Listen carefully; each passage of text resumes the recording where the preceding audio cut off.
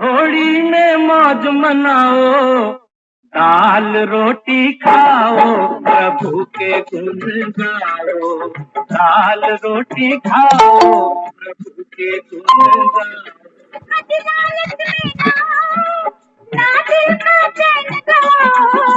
दाल रोटी खाओ, प्रभु के गुण गाओ।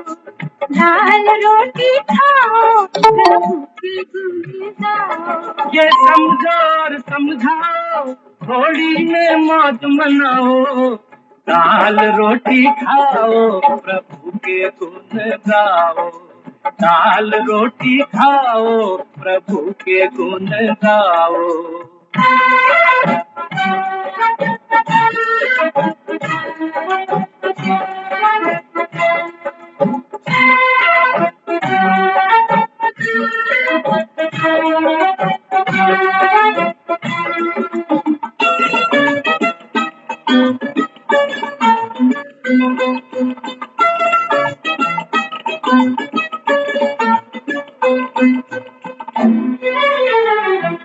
तन पे लंगोटी, पेट में रोटी, सोने को एक खटिया, सोने को एक खटिया। तन पे लंगोटी, पेट में रोटी, सोने को एक खटिया, सोने को एक खटिया। मतलब चाहे नींद चाहे बढ़िया हो या घटिया, बढ़िया हो या घटिया। राधे श्याम सीताराम, राधे श्याम सीताराम। नफरत को दूर हटाओ और सबको गले लगाओ। दाल रोटी खाओ, प्रभु के गुण गाओ। दाल रोटी खाओ, प्रभु के गुण गाओ।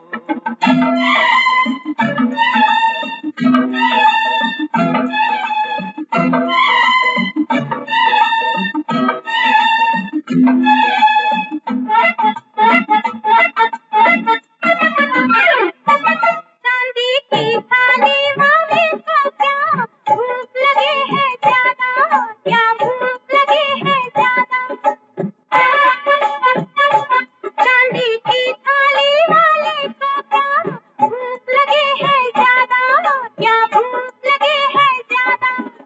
क्यों न खा ले फिर आपस में बांट के आधा आधा, बांट के आधा आधा।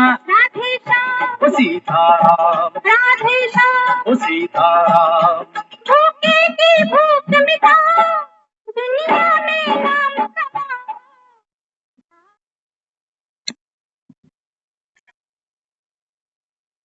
ओम शांति। ओम शांति ओम दीदी। शांति। ओम शांति।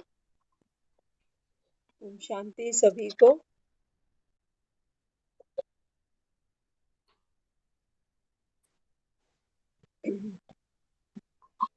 ओम शांति दीदी। दाल रोटी खाओ और हरि के गुण गाओ। तो सुनते थे ऐसे एक गांव में एक मंदिर था। तो काफी संपन्न लोग नहीं थे गांव के, जैसे दिखाते हैं गांव में गरीबी भी दिखाते हैं। तो कुछ ऐसे गरीब होते थे जो एक टाइम का खाना मंदिर के भंडारे से खाते। कुछ सेठ लोग होते थे जो मंदिर में दान कर जाते थे कि गरीबों को खाना खिला देना। तो मंदिर का जो पुजारी था उसने एक ऐसे इंसान को हायर किया जिसके हाथों में ये सिफत थी, खाना बनाता था, बरकत भी होती थी और बनाता भी प्रेम भाव से था और स्वादिष्ट बनाता था। उसको तनख्वाह भी देते थे उसी पैसे से जो भंडारे के लिए लोग देके जाते थे, और बहुत प्यार से, बहुत सेवा भाव से वो भंडारा बनाता था, अकेला बनाता था। तो संजोग की बात है, एक दिन जब भंडारा बट रहा था तो एक ऐसा शख्स वहां पहुंचा जो अपना ढाबा चलाता था। तो जब उसको वो प्रसाद मिला मंदिर से तो चखा तो उंगलियां ही चाटता रह गया। बोला कि ये भंडारे में इतना स्वाद है, ऐसा स्वाद तो मेरे ढाबे की रोटी में भी नहीं। तो पूछने लगा ये भंडारा कौन बनाता। तो पूछते पूछते जब वहां गया जहाँ भंडारा तैयार होता था ना, तो वहां ये बैठा था। उसको बोला, भंडारा आप बनाते हो? बोला, हाँ मैं ही बनाता हूँ। तो बोला, तुम्हें क्या पैसे मिलते हैं भंडारे बनाने के लिए? कहता, देखो मेरी तो ये सेवा है, पुजारी जी जो देते हैं खुश होके, उससे मेरा गुजर बसर हो जाता है, बस काफी है। तो कहने लगा, इतनी मेहनत करते हो, अकेले करते हो, और खिलाते किसको? गरीबों को। कहते, उनको खिलाओ, पर प्लेट पैसा मिलेगा तुम्हें, और देखो फिर तुम्हारी जेबों में कितना माल आएगा। कहते, अरे क्या बात करते हो, मैं तो गरीबों के लिए बनाता हूँ, मंदिर में जो लोग दे जाते हैं दान के हिसाब से। कहते, नहीं, अब तुम मेरे लिए काम करो, भंडारा बनाओ, लेकिन पैक करके मुझे दे देना, मैं अपने ढाबे पे बेचूंगा, मेरी सेल बढ़ेगी, और बदले में मैं तुमको पैसा दे दूंगा। लोभ आ गया मन में कि काम उतना ही है और पैसे ज्यादा मिल रहे हैं। तो अब जो मंदिर का भंडारा था ना, वो तैयार करके ढाबे पे भेजना शुरू कर दिया। थोड़ा सा लोगों को खिलाता, बाकी ढाबे पे भेज देता। फिर गरीब आते, वो कहता भंडारा तो खत्म हो गया। जिसके हाथ में इतनी बरकत थी, वो 20-25 लोगों को खिलाने के बाद कहने लगा कि भंडारा तो अब खत्म हो गया। कई भूखे उसके मंदिर से वापस जाने लगे कि भंडारा खत्म हो गया। बहुत आस रखकर भूखे पेट लोग आते थे वहां पर कि एक टाइम का खाना हमको यहाँ मिल जाएगा।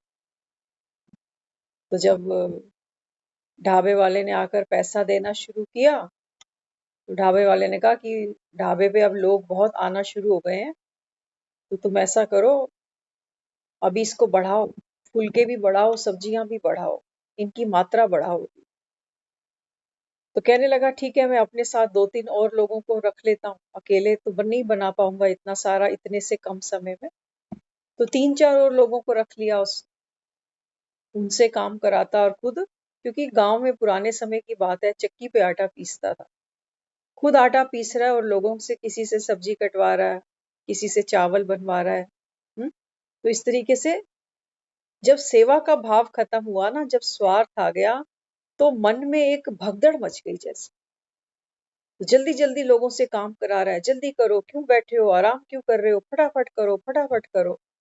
तो इसी हप्पड़ खप्पड़ में क्या हुआ, जब खुद चक्की चला रहा था ना, तो एक आटे का कनिस्तर उसके हाथ पे गिर पड़ा।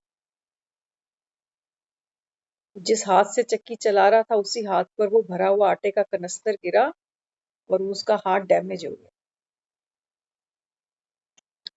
अब क्या करे, अब तो लंगर बनाने लायक भी नहीं है, ना बनवाने लायक है, ना बनाने लायक। तो बहुत दुखी हुआ, मन मन में कोस रहा है अपने आप को कि मैंने ये क्या किया, भगवान ने मुझे सजा दी, भगवान ने मुझे सजा दी, किसी को कह भी नहीं सकता। तो संजोग की बात, कुछ समय बीता, अब एक हाथ तो इसका चलता नहीं, कुछ समय बीता, तो एक फकीर से मिलना हुआ। तो फकीर को आप बीती सुनाई। तो फकीर ने बोला कि तुम क्या मेरे लिए सेवा करोगे, लेकिन मैं तुम्हें दूंगा कुछ भी नहीं। बोला, अब एक हाथ से क्या सेवा करूंगा, लेकिन चलो आप बताओ, जो बन पड़ेगा वो मैं करूंगा। क्योंकि मन में फिर से वो बीज था ना, सेवा भावना। तो कहने लगा कि मैं एक हाथ से जो कर पाऊंगा वो मैं कर दूंगा, आप बताओ। तो वो जो फकीर था, उसने फिर से वो भंडारा सामने रख दिया। बोले, यहाँ पर कुछ भूखे आएंगे, उनके लिए तुझको चावल भी बनाने, और साथ में ये सब्जी भी काटनी। अब एक हाथ से इतना बड़ा पतीला कैसे उठाए, कैसे आंच पे चढ़ाए उसको। तो एक हाथ को देखकर रोता जा रहा, रोता जा रहा, कोशिश कर रहा है कि उठे उठे, लेकिन नहीं उठता। तो फकीर बहुत पहुंचा हुआ था, ऐसी दृष्टि उसने हाथ पर डाली उसके कि उसका वो हाथ चलने लगा। तो बड़ा खुश हुआ, कहते, देखो मैं ये इतना बड़ा पतीला उठा के रख पा रहा हूँ, बहुत खुश हुआ। और जब खुश हुआ, तो गरीबों को उसने फिर से वो लंगर खिलाना शुरू किया। जैसे ही वो निवाला गरीबों के मुख में गया ना, हाँ, तो अपने गलती का जो उसको एहसास हुआ कि इन्हीं गरीबों के मुख से मैंने रोटी छीनी थी, और आज जब इनके मुख में रोटी फिर से गई है, तो मेरा ये हाथ चल पड़ा। अब फकीर को कहता, कहता है मुझे माफ कर दो, मुझसे बहुत बड़ी गलती हो गई, मुझे किसी चीज की कमी नहीं थी, लेकिन लोभ ने मुझे अंधा कर दिया। मैं समझ गया हूँ, भगवान ने मुझे सजा दी। तो फकीर ने समझाया, कहते हैं भगवान सजा नहीं देता, भगवान सिखाता है। कभी नहीं कहना भगवान ने सजा दी, तू तो इतना नेक काम करता था, इतने गरीबों का पेट पालता था, भगवान क्यों सजा देगा। लेकिन जब लोभ जागा ना, तो भगवान ने तुम्हें सिखाया कि पेट को क्या चाहिए, 2 रोटी। पेट को कुछ ज्यादा भी खिला दो ना, ओवर ईटिंग भी कर लो, तो पचता नहीं है, तुरंत बाहर निकल जाता। तो बाबा भी यहाँ क्या समझाता, बाबा कहता है कि बच्चे दाल रोटी खाओ, प्रभु के गुण गाओ, ज्यादा लोभ अच्छा नहीं। सोचो कि चांदी की प्लेट होगी तो हमको भूख ज्यादा लग जाएगी, ऐसा नहीं बाबा। 2 टुकड़ रोटी खाओ। वो बाबा कहता है बाप को और घर को याद करो, अब घर जाना है। तो फकीर कहने लगा, कहते हैं कि देखो तुम किस्मत को कई बार दोषी बनाते हो कि किस्मत में ऐसा लिखा था तो ऐसा हो गया। वो कहता है कि ये तुम्हारा कर्म है जो तुम्हारी किस्मत बनाता और बिगाड़ता। लेकिन कर्म से भी पहले अपना भाव चेक करना। कर्म तो हम सब कर रहे हैं, लेकिन वो कर्म का बीज कैसा है। अगर सेवा करते हुए सुख का अनुभव हो रहा है तो ये सेवा राम को प्यारी है, राम यहाँ अपनी शक्ति देगा हमें। अगर वो सेवा करते हुए मन भारी है, मैं क्यों करूं, कब तक करूं, मुझे मिलता क्या है, कोई अप्रिसिएशन नहीं मिलती, तो राम यहाँ भागीदार नहीं बने। यहाँ हमने रावण को भागीदार बनाया। 10 शीश है ना रावण के, क्या क्यों कैसे ऐसे वैसे। तो यहाँ रावण की शक्ति हम यूज कर रहे हैं, और रावण की शक्ति यूज करेंगे तो मन में उथल पुथल तो होगी। मन का पात्र तो दूसरों के सामने खुलेगा कि लाओ तुम क्या देते हो मुझे, बताओ तुम क्या देते हो। तो हर कर्म करते हुए राम की शक्ति को यूज करना माना मेरे मन में खुशी है कि राम ने मुझे 2 हाथ दिए हैं। कल कहा ना बाबा ने, बाबा कहता है कि बच्चे तुम सब मेरी भुजाएं। लेकिन बाबा ने साथ में ये भी बोला कि भुजाएं, बच्चे बाप के बिना कुछ नहीं कर सकते और बाप बच्चों के बिना कुछ नहीं कर सकता। शिव शक्ति के बिना अधूरा है और शक्ति शिव के बिना अधूरी। तो आज की मुरली में बाबा हमको सेवाओं के लिए प्रेरणा देते हुए समझाते, माइक में कुछ आवाज क्लियर ना हो तो पसंद नहीं करते हो ना। बाबा कहते हैं देखो, जैसे माइक से कोई गाना सुनाए, कोई बात करे, तो अगर वॉइस क्लैरिटी नहीं होती है तो सुनने वाले को मजा ही नहीं आता, कहते हैं कुछ समझ तो आई नहीं। ऐसे ही बाबा कहते हैं बच्चे सेवा करते हुए, अगर बाबा कहता है यहाँ नियत में कुछ गड़बड़ है, तो बाबा कहता है फिर सामने वाली आत्मा उस सेवा को सेवा नहीं जाने। क्या कहते हैं हम कहते हैं चट्टी मुका दी हमने, काम खत्म कर दिया, निबेड़ दिया काम, ऐसे कहते।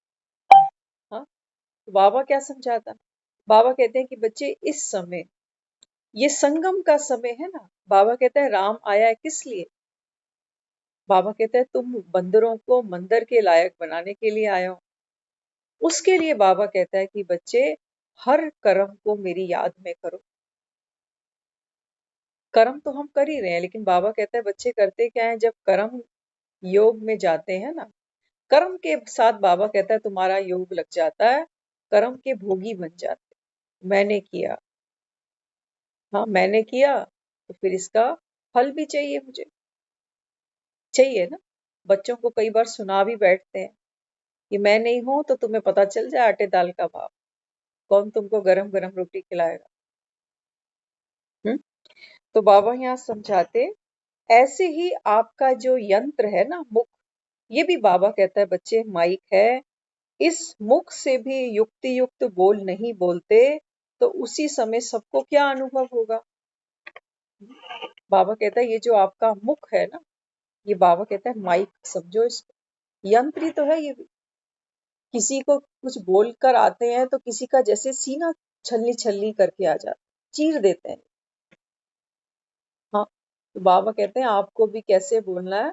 बाबा कहते हैं युक्ति युक्त बोल हूं आपके, किसी को बाबा कहता है हिम्मत दो, धीरज दो, किसी को खुशी दो, उमंग दो, उत्साह दो। और ये देंगे कब? जब ये मेरे भीतर होगा। सिर्फ शब्दों का खेल नहीं है, बात है सारी भाव और भावना की। बाबा कहते हैं बच्चे किसी को दान तो वही दोगे ना जो आपके पास कमाई होगी, जमा होगा, वही तो किसी को दान देंगे। तो अगर मेरे पास उमंग है, उत्साह है, जीवन में उल्लास है, खुशी है, तब तो मेरे हर बोल से उस आत्मा की सेवा स्वतः होती जाएगी। अगर नहीं है, मन अपना उदास है और किसी को समझाने बैठ गए कि छोड़ो, अच्छा समय भी आ जाए, अब ये मन उदास है। उदास मन किसी को खुशी का दिलासा दे रहा है।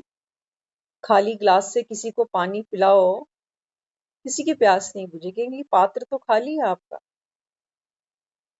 तो ऐसे ही बाबा कहते हैं उस समय आपको मालूम नहीं पड़ता है क्या? अगर महसूस करो तो क्या परिवर्तन हो जाएगा।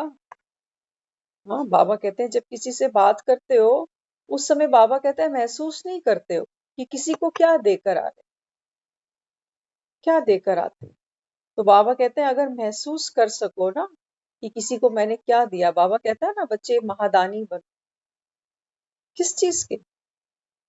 बाबा कहता है आपका चेहरा, आपका चलन, आपके बोल, आपकी दृष्टि, आपकी वृत्ति। बाबा कहता है तुमको तो महादानी बनाया है मैंने। दुनिया तो कैलेंडर देखती है, तिथि तारीख देखते हैं, तब जाके दान करके आते हैं। तो बाबा कहता है तुम संगम पर, तुम्हारी बाबा कहता है हर सेकंड पद्मा पदम कमाई है, हर सेकंड। लेकिन वो होगी कब? बाबा कहता है वो होगी तब जब आप अपने आसन पर विराजमान रहो। खुद को भूलो नहीं, मैं सेवाधारी, विश्व कल्याणकारी, विश्व कल्याणकारी। एक बार हम सुनते थे बहुत प्यारी एक साखी। एक गांव में ना सूखा पड़ गया। गर्मियों में आप देखते हो कई जगह सूखा पड़ता है, पानी की बहुत मारामारी हो जाती है। तो गांव में सूखा पड़ा तो फसलें कौन कहाँ से पैदा करे? तो कहते हैं एक गांव में एक सेठ था। तो सेठ क्या करते हैं, बोरे के बोरे भर के गोडाउन में रखते हैं अनाज के।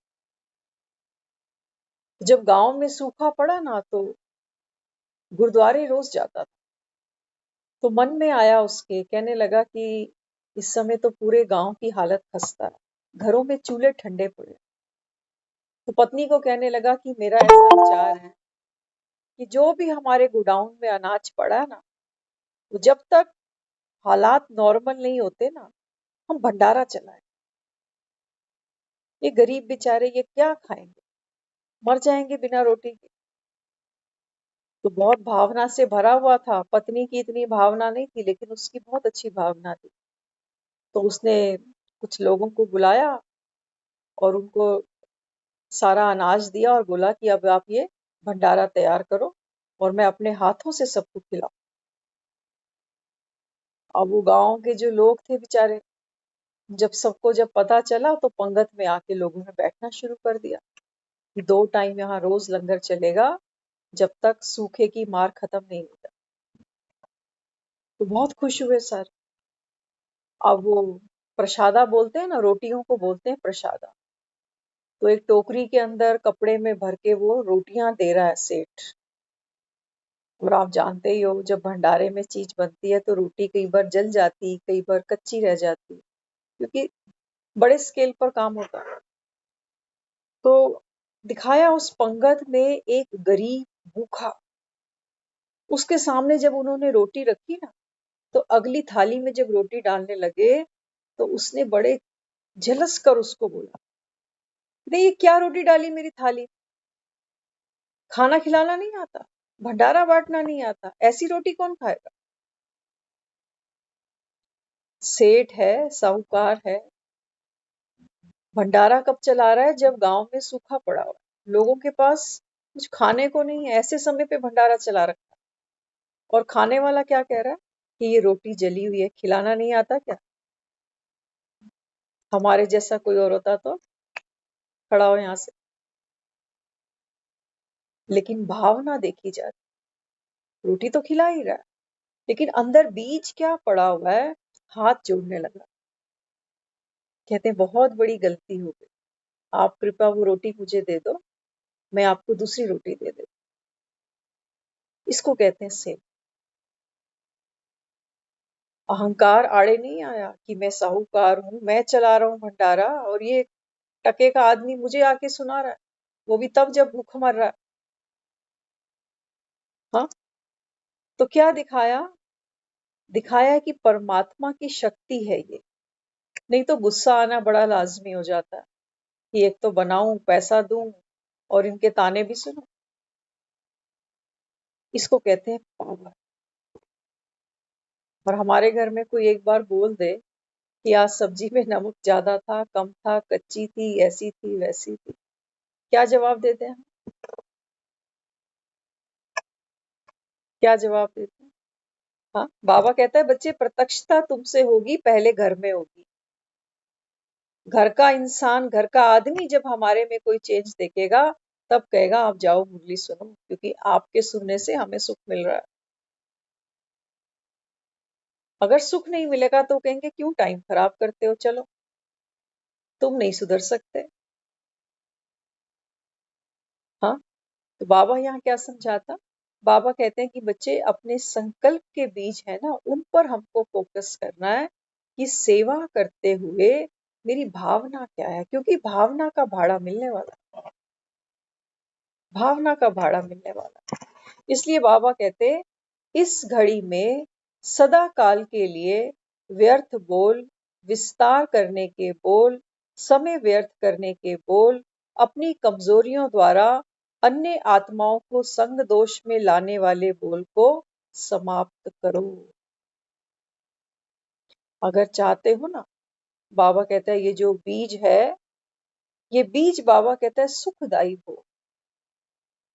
इस पर बाबा कहता है मीठे फल लगे।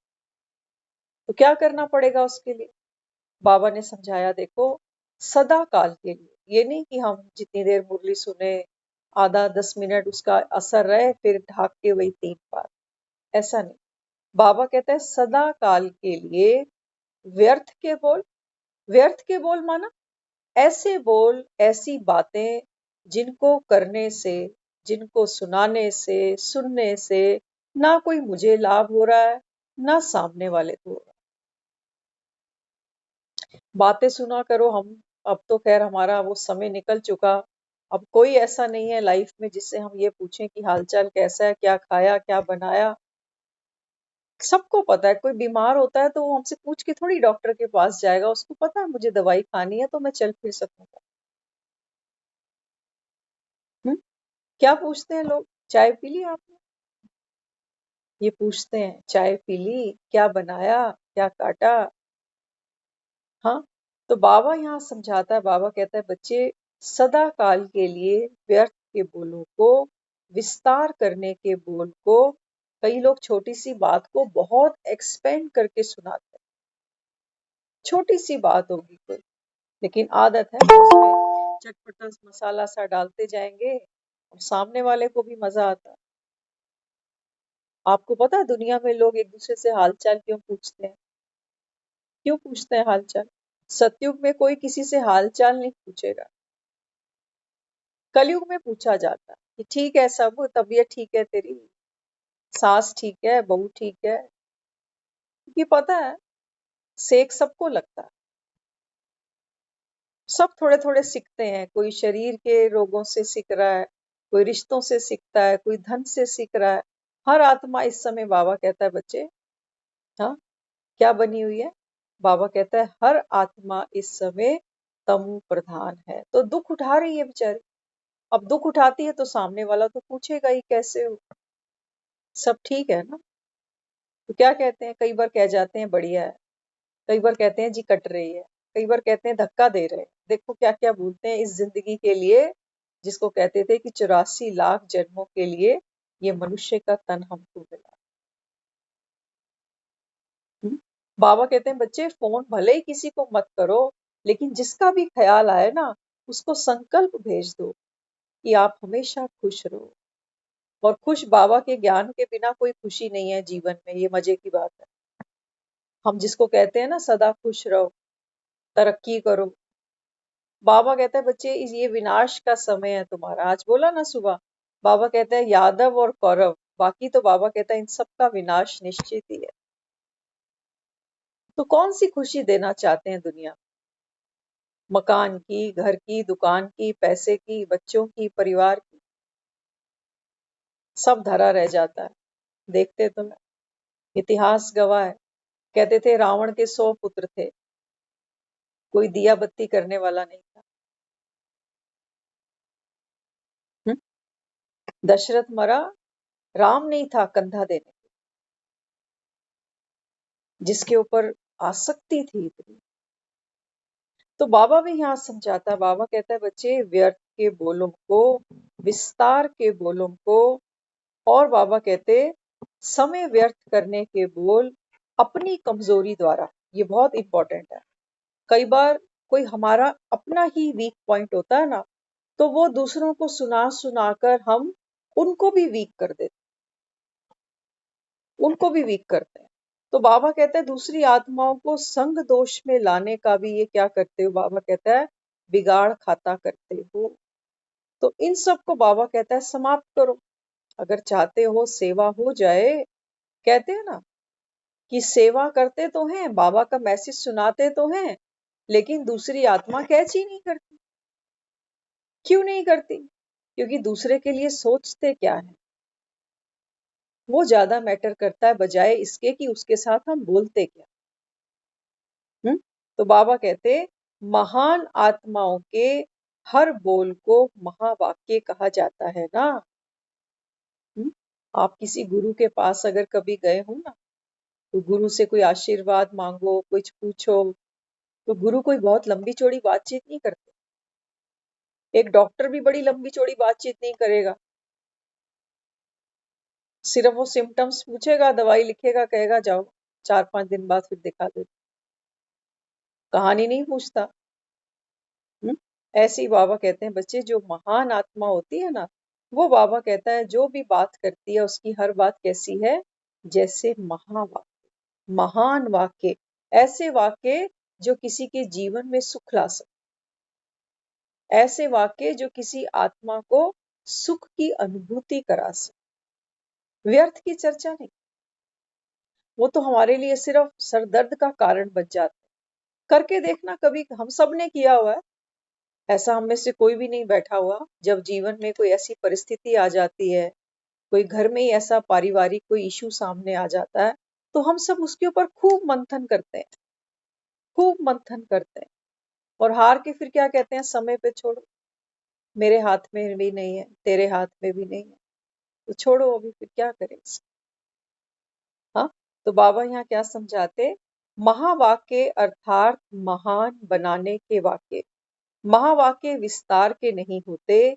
जैसे वृक्ष के अंदर बीज महान है और उसका विस्तार नहीं होता, सारा सार बीज में होता है, ऐसे सार युक्त, युक्ति युक्त, शक्ति युक्त, स्नेह युक्त, स्वमान युक्त, स्मृति युक्त बोल बोलते हो। लिख लेना कहीं, लिख लेना। बड़ी पावरफुल डोज दी है बाबा। बाबा कहते हैं बच्चे जब तुम किसी के साथ बोलो, उस बोल में क्या होना चाहिए? स्मृति स्वरूप, मैं कौन सी आत्मा, स्वमान स्वरूप, मैं प्रेम स्वरूप, सुख स्वरूप, आनंद स्वरूप आत्मा। हाँ, बाबा कहते हैं स्नेह युक्त, उसमें रूहानी प्रेम होना चाहिए सामने वाली आत्मा के प्रति, रिश्ते के लिए नहीं। अगर रिश्ते को प्रेम देने बैठे तो कोई एक सही लगेगा, फिर कोई दूसरा गलत भी लगेगा। बाबा कहता है आपके बोल स्मृति युक्त, स्वमान युक्त, स्नेह युक्त, शक्ति युक्त, ऐसे नहीं खुद डिस्टर्ब होते जा रहे हैं और किसी को बोलते जा रहे हैं कि ठीक हो जाएगा सब, चिंता मत करो, सारी चिंता मुझे दे दो। हम पहले ही घुटे पड़े हैं, थोड़ा सा और घुट लेंगे। 2 घंटा लेट नींद आती है, आपकी चिंता करेंगे, 1 घंटा और लेट सोएंगे, कोई बात नहीं। यही तो है हमारी स्ट्रेंथ, और क्या है? यही तो है। दूसरे को कहेंगे कि तू कांटों के बिस्तर पे मत सो, मैं सो जाता हूँ। लेकिन ये शक्ति नहीं, ये शक्ति नहीं, क्योंकि हूं तो मैं भी आत्मा ना। अगर मैं ही कमजोर हूं, मैं ही सुख का अनुभव नहीं कर पाती, मैं ही कंफर्ट जोन में नहीं हूं, तो मैं किसी और को क्या अनुभूति कराऊंगी? क्योंकि दूसरी आत्मा जो वाइब्रेशंस लेगी ना, वो मेरी स्थिति से कैच करेगी, मेरे बोल से नहीं। जितना कंफर्ट मैं फील करूंगी, जितना पावरफुल मैं फील करूंगी, वो आत्मा मेरी स्थिति से अपनी स्थिति बनाएगी। एक माँ के पेट में जो बच्चा है ना, माँ जो खा रही है वही खुराक बच्चा लेगा, वही तो लेगा। ऐसे ही बाबा कहते हैं बच्चे, तुम्हारा बोल जो होता है ना, बाबा कहते हैं वो युक्ति युक्त होना चाहिए, सार युक्त होना चाहिए, ज्यादा डिटेल नहीं, ऐसा वैसा ये वो। तो सबसे पहले बाबा कहता है आप अपनी बीइंग को संभालो। बीइंग को संभाला, अब बाबा कहता है अब बोलो। बीइंग में क्या था? बीइंग में मैं शक्ति स्वरूप हूँ, मैं स्नेह स्वरूप हूँ, हाँ, मैं बीज स्वरूप हूँ, ये सब क्वालिटी मुझ में थी। और यही क्वालिटी जब मैंने दूसरी आत्मा को रेडिएट करी, तो वो आत्मा भी सुख की अनुभूति करेगी, शब्दों से नहीं कर सकती। शब्दों से क्यों नहीं कर सकती? क्योंकि बोल कुछ है, अंदर कुछ है। कहते ना हाथी के दांत खाने के और दिखाने के और, ऐसे काम नहीं बट। बाबा कहते हैं बच्चे पहले तुम्हारा पात्र भरपूर होगा। इतनी तो सेंस कौए के अंदर भी थी। सुनते थे ना पुरानी स्टोरी, एक प्यासा कौआ था। प्यासे कौए ने भी मटके में थोड़ा पानी तो देखा, तभी तो भटका बेचारा कि ये पानी कैसे मैं ऊपर तक लेकर आऊं। तो हमारे भी पात्र में किसी कौए को पानी दिखे तो सही। एक खाली मटका किसी कौए को बुला नहीं सकता पास कि आजा, धोखा नहीं दे सकता उसको कि तू आजा मेरे पास, में तेरी प्यास बुझा दूंगा। बाबा कहते हैं बच्चे पहले तुम्हारा पात्र भरपूर होना चाहिए। देखो घड़े में पानी कम था ना, तो कौवा बेचारा पानी नहीं पी पा रहा। बाबा कहते हैं तुमको भरपूर होना, तब बाबा कहता है दूसरी आत्मा सुख ले पाएगी। नहीं तो खाली मटका, कितने कौवे आएंगे धोखे से कि मटका पड़ा हुआ है, प्यास बुझेगी, लेकिन जैसे ही वो छटपटाएंगे उसके ऊपर, सूखे मटके से कुछ नहीं मिलने वाला हो। तो ऐसे ही बाबा समझाते।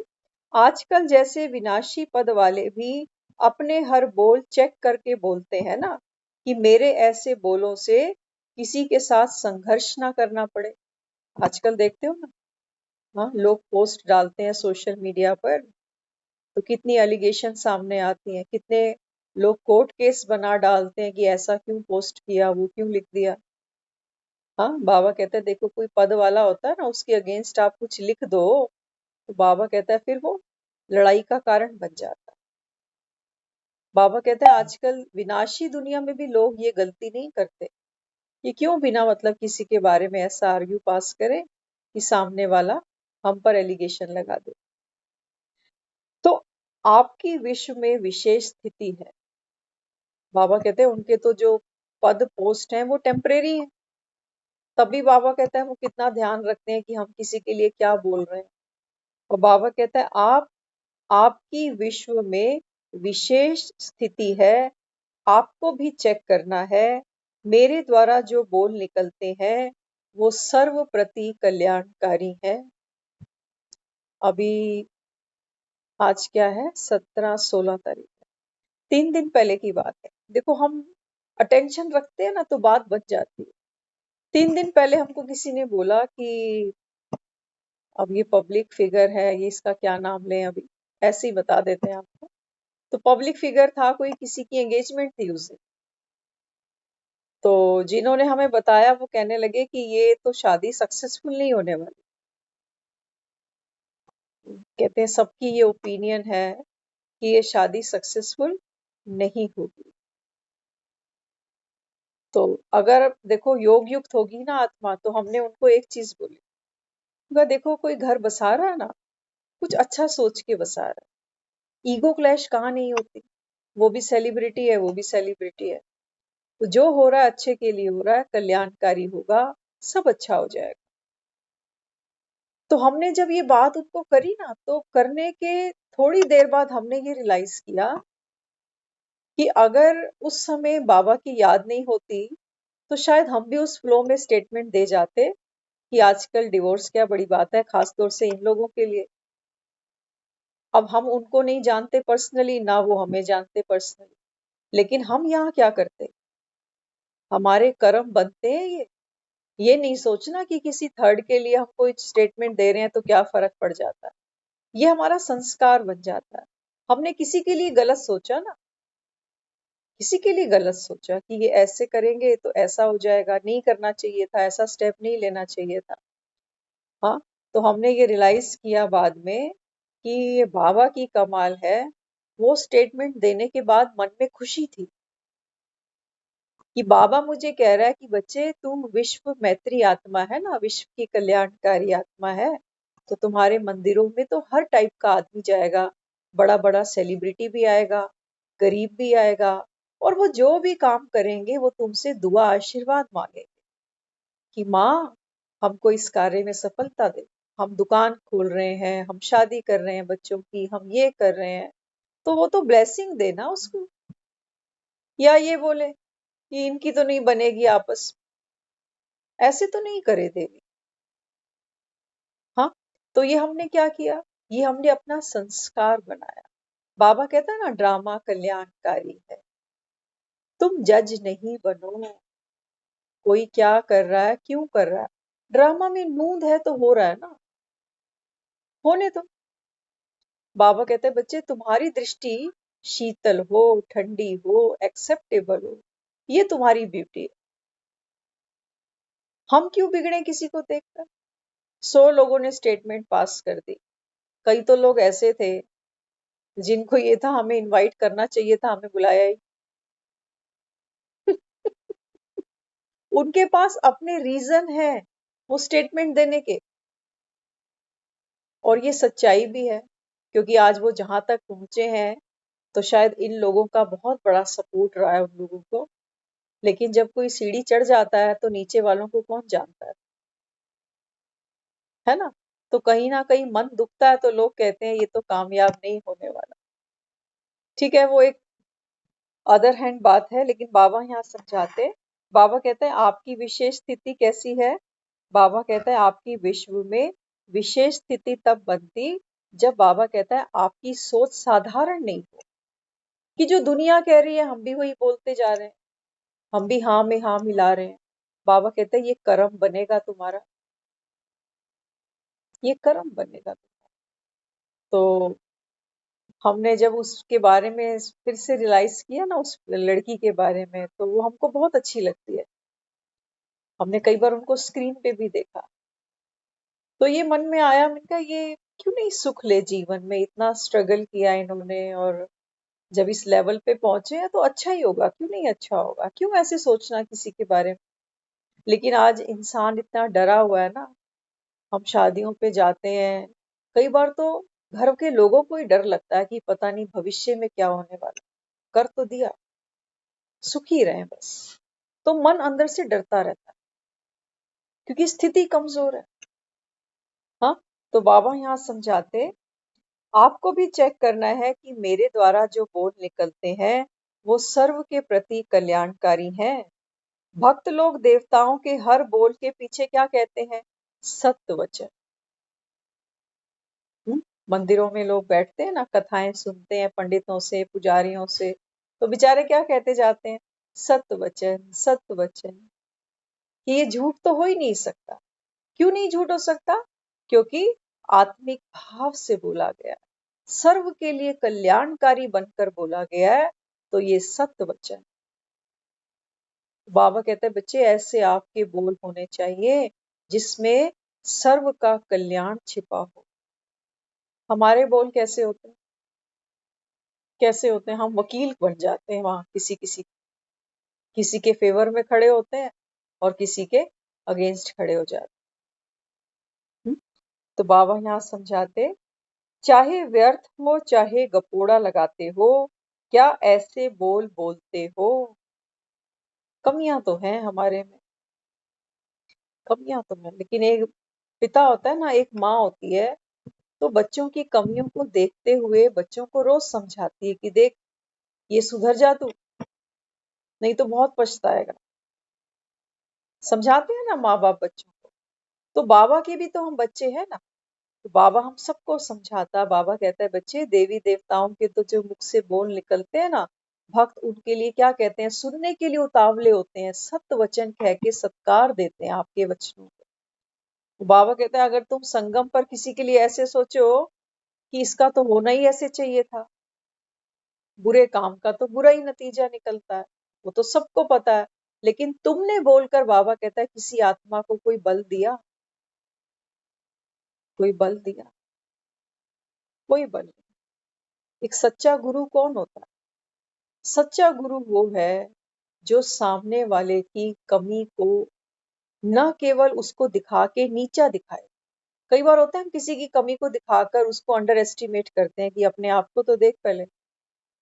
लेकिन एक सच्चा गुरु वो है जो सामने वाले की कमी को हाईलाइट करे, लेकिन हाईलाइट करने के पीछे उसका मकसद ये नहीं हो कि देख तू कहाँ है, कितनी बड़ी कमी है तेरे अंदर, वैसे वैसे नहीं। उस कमी को भरने का प्रयास करें, उस कमी को भरने का प्रयास करें, है ना। तो बाबा यहाँ समझाते, नंबरवार पुरुषार्थ अनुसार जो महारथी बन रहे हैं, उन्हीं के मुख से निकलने वाले हर बोल सत्य हो जाए। बाबा कहते हैं बच्चे, हर आत्मा यहाँ कौन है, नंबरवार पुरुषार्थी है।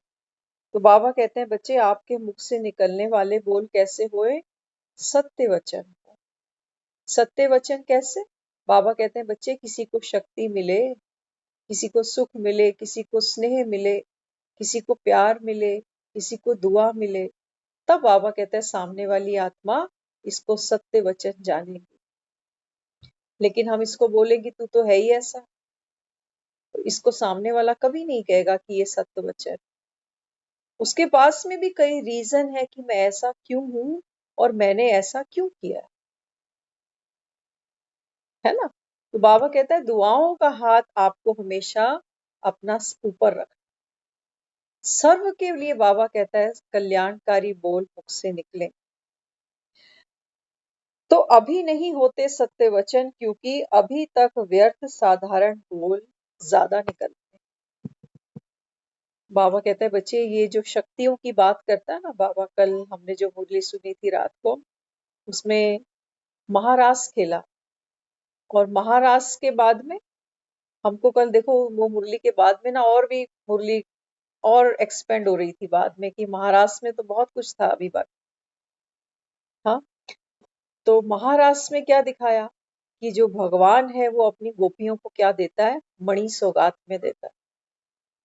मणि में क्या कहता है वो, कहता है इस मणि में चमक है, कौन सी, अष्ट शक्तियों की, 7 रंगों की। हीरा होता है ना, हीरे को कभी देखो धूप में ऐसे ऐसे करो तो 7 रंग की लाइट निकलती है उसके अंदर से, सतरंगी इंद्रधनुष।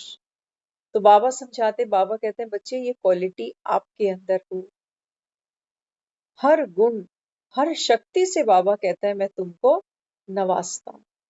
लेकिन गलती कहाँ होती है, महाराष्ट्र में दिखाया गया था कि कभी कभी ऐसा भी महाराष्ट्र में हुआ कि श्री कृष्ण बीच में खड़े हैं और चारों तरफ गोपियां हैं। हाँ, और कभी कभी श्री कृष्ण गुम हो जाते, गोपियां रोती है कि कहाँ गया, कहाँ गया, कहाँ गया। हम्म? वास्तव में बाबा कहता है बात तो संगम की है। बाबा कहते हैं मैं तुम्हारे साथ महारास खेलने आया हूं संस्कारों की। बाबा कहता है बच्चे, जब वासना तुमको पकड़ती है, मोह तुमको पकड़ता है, अहंकार तुमको पकड़ता है, तो मैं गुम हो जाता हूँ, फिर तुमको रोना पड़ता है। फिर बाबा कहता है जब मुरली पकड़ते हो, श्रीमत को सुनते हो, तब बाबा कहता है मैं तुमको फिर से मिल जाता हूँ। गोपियों को दिखाया है महारास में ये करते हुए, गोपियां रोई हैं महारास। कृष्ण कहाँ गया, हमारा सुख कहाँ गया, हमारा चैन कहाँ गया।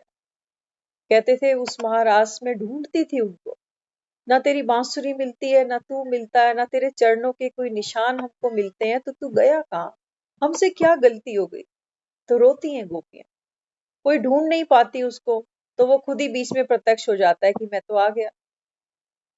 ऐसे ही बाबा कहता है बच्चे तुम सच्चे दिल से मुझे याद करो, बाबा कहता है मैं तो यही। लेकिन जब विकार तुमको पकड़ते हैं तो मुझे गायब होना ही पड़ता है, फिर तो रो पकड़ के अपना सर कि ये क्या हो गया। हाँ, तो इसलिए बाबा यहाँ समझाते, रात को चेक करो कितने समर्थ प्रभावशाली बोल बोले और कितने व्यर्थ।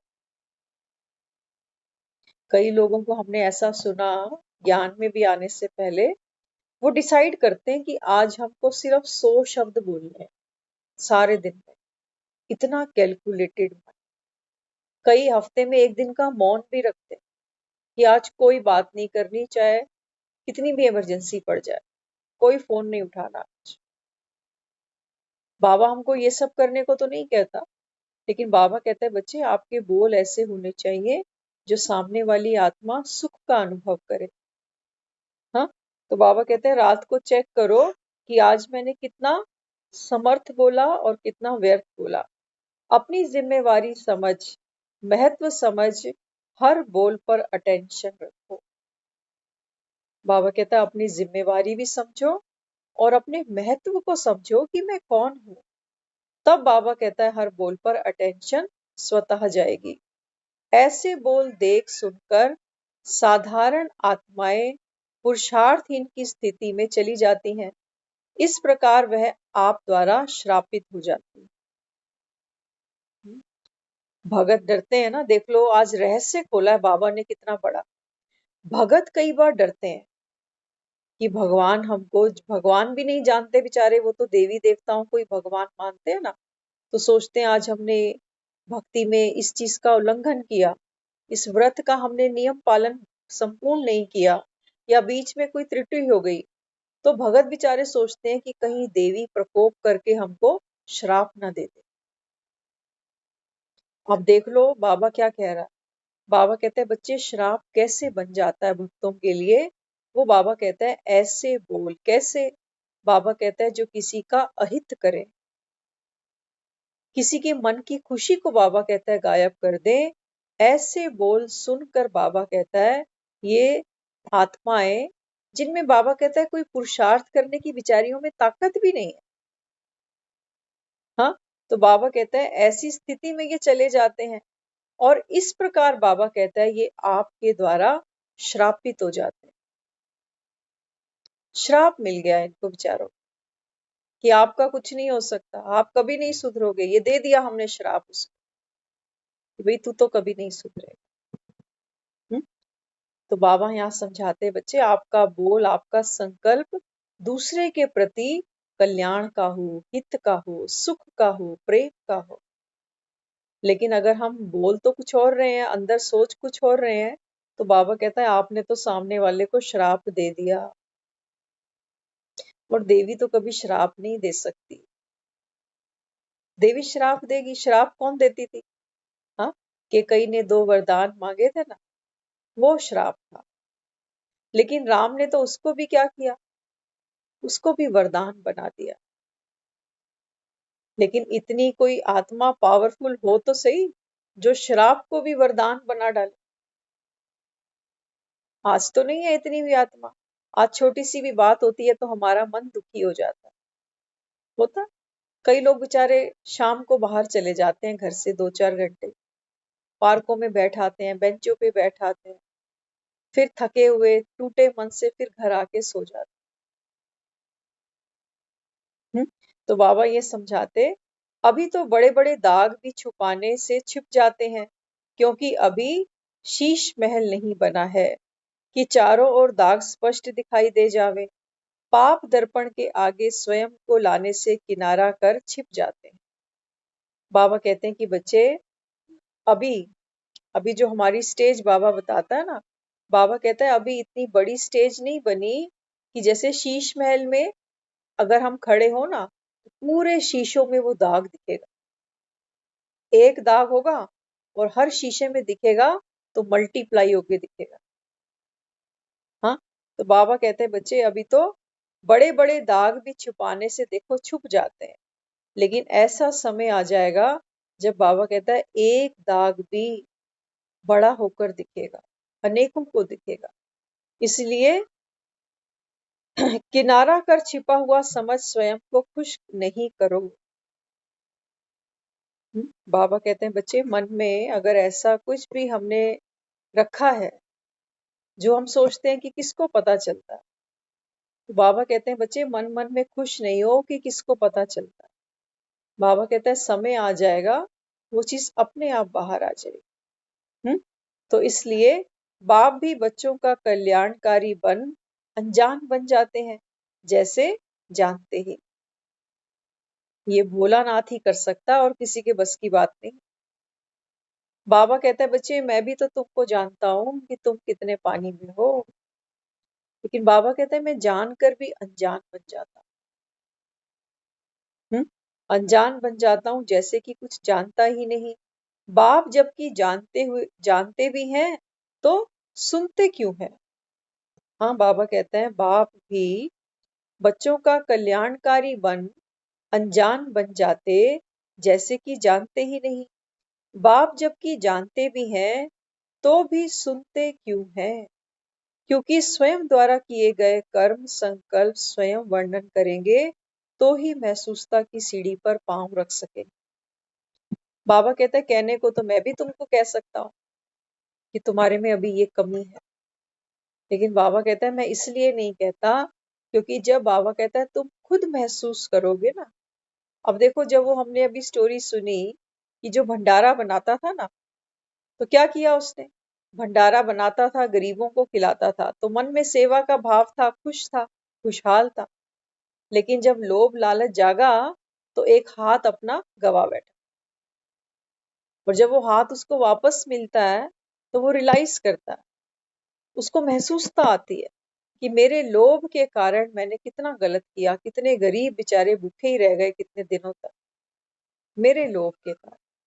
तो परमात्मा क्या करता है, वो हमको सजा नहीं देता, वो हमको सिखाता है। ये परिस्थितियां हमको सिखाती हैं कि देखो आप अपनी गलती तो पहचानो। हाँ, तो क्या गलती की? बाबा तो कहता है बच्चे ये विकार ही तुम्हारे दुख का कारण।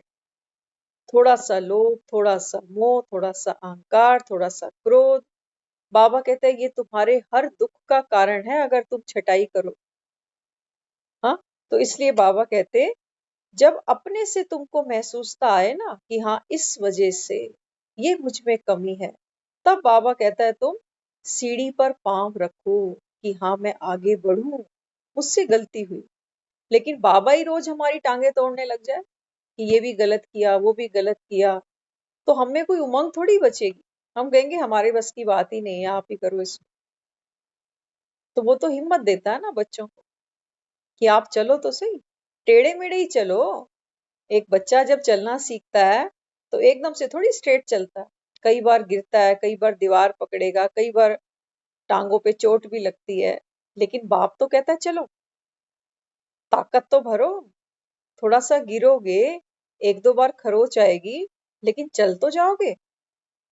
ऐसे ही बाबा हमको भी सिखाता है कि बच्चे चलो, श्रीमत पर चलो। बाबा कहता है कोई बात नहीं, थोड़ा सा गिरोगे फिर उठना, मैं हूं ना साथ में। बाबा कहता है माया है ना, बाबा कहता है माया तुमको जल्दी चलने नहीं देगी।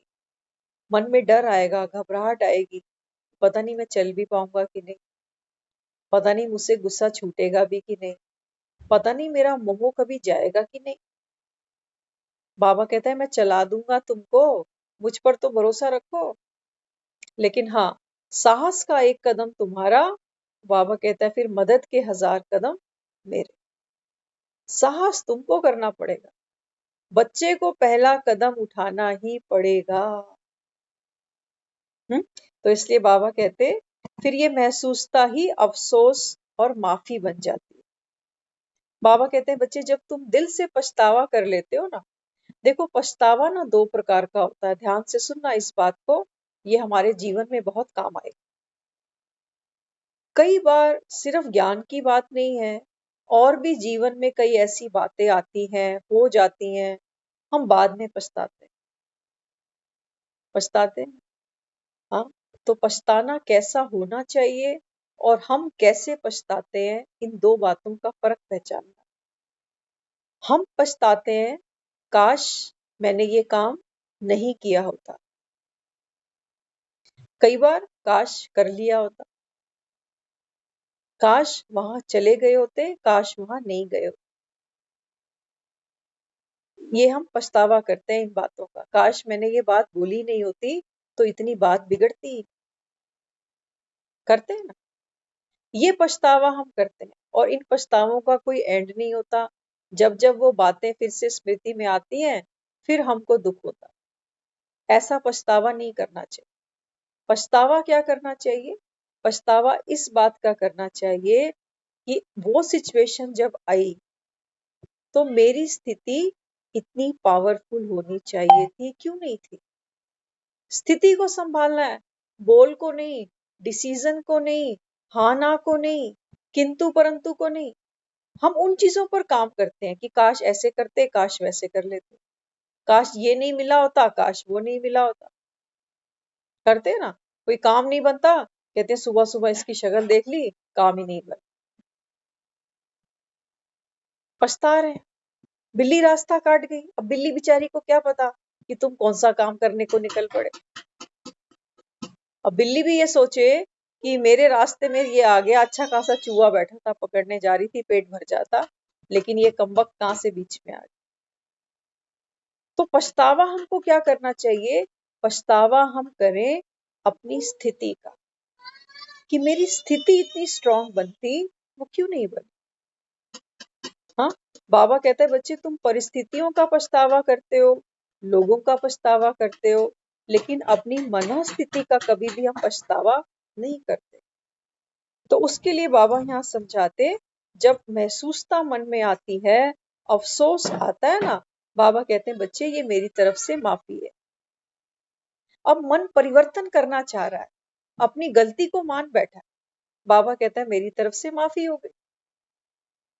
अब हमारे में एक बल भर गया कि मेरी ये गलती थी, काश ये मैंने लोभ लालच नहीं किया होता तो कितने लोगों की दुआएं मिलती, लोग तो रोज भंडारा खा ही रहते। लोभ नहीं किया होता तो सेवा चलती रहती। बाबा कहते हैं ये तुम्हारा जब हृदय परिवर्तन होता है ना, यही समझो बाप की माफी है कि तुम सही रास्ते पे आ गए। ये राम की शक्ति थी कि तुमको सिखाया, उसने दंड नहीं दिया, दंड नहीं दिया। तो बाबा कहते हैं सुनाने से स्वयं को हल्का बनाने की, परिवर्तन करने की विधि बताई। बाबा कहते हैं बच्चे कोई बात हो भी गई, कोई तीर मुख से निकल भी गया, बाबा कहता है बच्चे बाप के पास आओ। हाँ, बाबा कहता है आओ, आकर मुझे सुनाओ, तुम्हारा मन हल्का हो। बाबा कहता है यही परिवर्तन की विधि है। अपनी गलती को स्वीकार करो। जो क्रिश्चियंस भाई बहन होते हैं ना, आपने देखा होगा जो लोग चर्च में जाते हैं ना, तो वहां पर एक कन्फेशन बॉक्स बना होता है। जो चर्च का फादर होता है, जो पादरी होता है ना, तो ऐसे कई लोग वहां आते हैं जो कन्फेशन करते हैं, पछतावा करते हैं।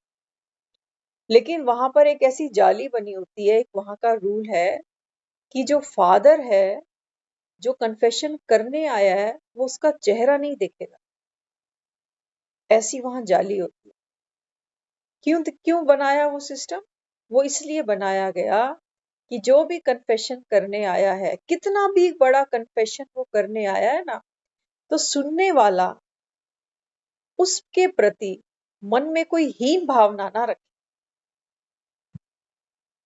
अगर मेरे मन में देखो, अगर हमारे सामने कोई किसी बात का पछतावा करता है ना, तो हमारे मन में तो उसके प्रति हीन भावना तुरंत आ जाती है। तुरंत, भले ही हम मुंह पर नहीं बोल पाते, लेकिन मन उसके ऊपर मंथन करता है कि देख कैसा काम किया इसने। और फिर मन ही मन क्या कहते हैं? कहते हैं तभी तो भुगत रहा है। ये जो हम मुख से नहीं बोल रहे ना, ये हम दूसरों को श्राप देते जा रहे हैं। ये हम दूसरों को गड्ढे में भी डाल रहे हैं और ऊपर से मिट्टी भी फेंकते जा रहे हैं कि कभी बाहर मत निकलियो यहाँ से भूल कर भी। क्योंकि जब जब उस इंसान का जिक्र मेरे सामने आएगा, ये बात जरूर मन में आएगी कि कितना बुरा है। पता है आपको? आपको क्या पता उसके बारे में? मुझसे पूछो ना, मैं जानती हूँ उसको। तो हमने क्या किया, बार बार गड्ढे को गहरा करते गए और उसको और नीचे पहुंचाते गए कि है ही ऐसा, है ही ऐसा। तभी तो भुगत रहा है आज। कई लोगों को हम सुनते हैं, जब सुनते हैं ना कोई बीमार है, कहते ये तो होना ही था, पूरा जीवन किया क्या इसने, ये तो होना ही था इसके साथ। ऐसे कभी नहीं सोचना किसी के भी बारे में, किसी के बारे में नहीं सोचना, चाहे वो हमारे साथ डायरेक्ट जुड़ा है, चाहे वो इनडायरेक्ट जुड़ा है, कभी भी। देखो हमारे पल्ले से तो कुछ जाना नहीं, हाँ हमारे पल्ले से कुछ नहीं जाने वाला, हम उसके लिए कुछ कर पाए या ना कर पाए। लेकिन जब हम किसी के लिए हल्का भी सोचते हैं ना, तो हमारी जो एनर्जी है, जो पावर है, ये डिप्लीट होनी शुरू हो जाती है। हमारी ताकत कम हो जाती है जब हम किसी के बारे में नेगेटिव सोचना शुरू कर देते। इसीलिए बाबा कहता है बच्चे, ड्रामा में हर आत्मा अपना पार्ट चुकतू करेगी। हंसने का होगा तो हंस के कर देगी, रोने का होगा तो रो के कर देगी। हमारी तो स्थिति ऐसी है, हंसते को देखकर हम रो पड़ते हैं कि पता नहीं क्या करके आया है, हमें देखो दिन रात मेहनत करते हैं और ये देखो ऐश कर रहा है। हमारी तो स्थिति वहां खड़ी हुई है, हर 2-2 मिनट बाद ऊपर नीचे हो जाए। तो बाबा यहाँ समझाते, बाप है ना, फादर है, चर्च का फादर नहीं, कहते मैं सारी दुनिया का फादर हूँ और शरीर को तो मैं देखता ही नहीं। तुमसे कोई घृणा नहीं है हुई मुझे, बाबा कहता है तुम बताओ जो बताते, दिल खोल के बताओ और करके देखना, सचमुच करके देखना। दुनिया वालों से हम दिल नहीं खोल सकते।